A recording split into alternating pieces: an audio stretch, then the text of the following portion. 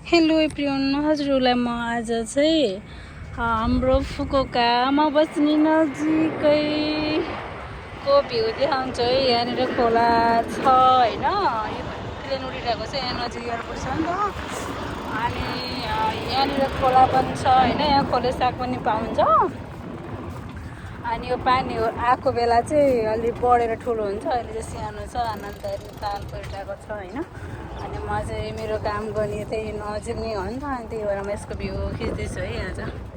यतिखेर चाहिँ जापानमा लगभग कति बज्यो, 7 होइन 6:30 भयो है, 36 जति भयो। अनि यस्तो घाम लाग्यो, यस्तो घाम लाग्यो, गर्मी लास्टै छ होइन। 3-4 दिन भयो, पानी पनि आएको छैन। अनि म यहाँको भ्यू देखाउँछु हजुरहरूलाई।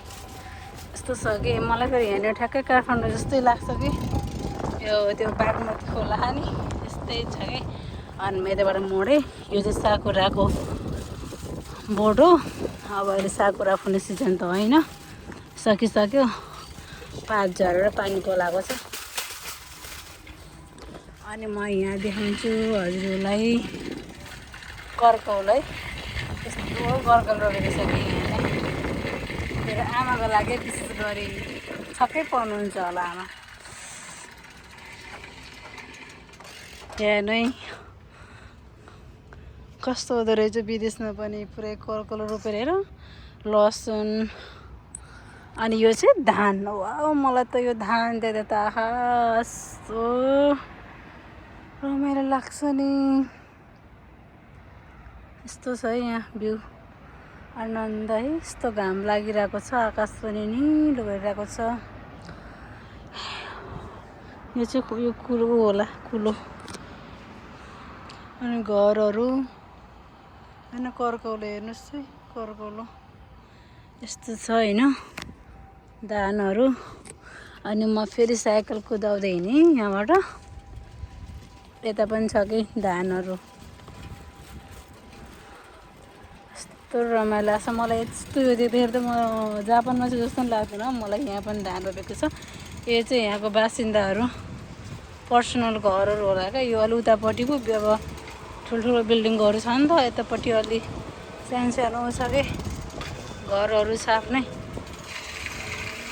यति बुढी मान्छे कहाँ जानु लाग्यो होला। अनि त्यहाँनिर पनि धान छ। आहा कस्तो राम्रो भ्यू, धानहरू देख्दाखेरि त यस्तो रमाइलो लाग्छ नि त। अनि गाइस, हजुरहरूको दिनहरू जापानमा कसरी बितिरहेको छ? मेरो त यस्तै हो, काम दु गऱ्यो, गएको भने गएको दु गऱ्यो, यसैले पनि चलिरहेको छ जिन्दगी। यतापट्टि चाहिँ कस्तो गाउँ साइडमा नभन्नु है, यो अब गाउँ साइड भन्दा नि अब अलि भित्री साइड हो कि यो। यतापट्टि फेरि पर्सनल घरहरू पनि छ नि त धेरैको। अनि सानो घरहरू छ कि यतापट्टि।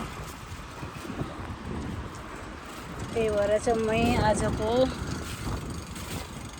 हाम्रो यो गर्मीमा चाहिँ यस्तो हुन्छ। फेरि गर्मीले त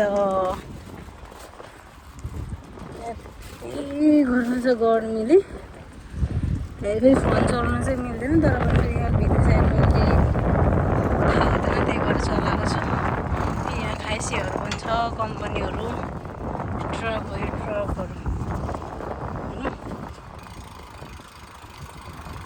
बस आएको छ उनीहरू।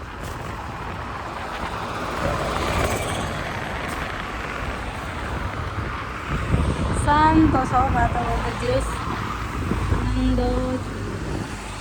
छ। हावा त चलिरहेको छ, गर्मी लाग्यो नि। हावा पनि नचल्ने भने त मरिन्थ्यो होला यो गर्मीले। त्यही छ गर्मी फेरि।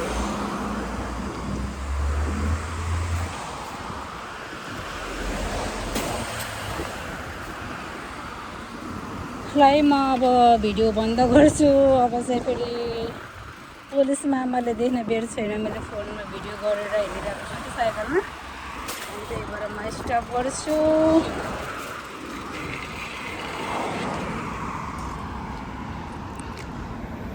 सो गुड, म सिनेमा रोकियो अब। By by. सबैजनाले चाहिँ भिडियो हेरेर साथ दिनु होला है अनि सब्स्क्राइब पनि गर्नु होला।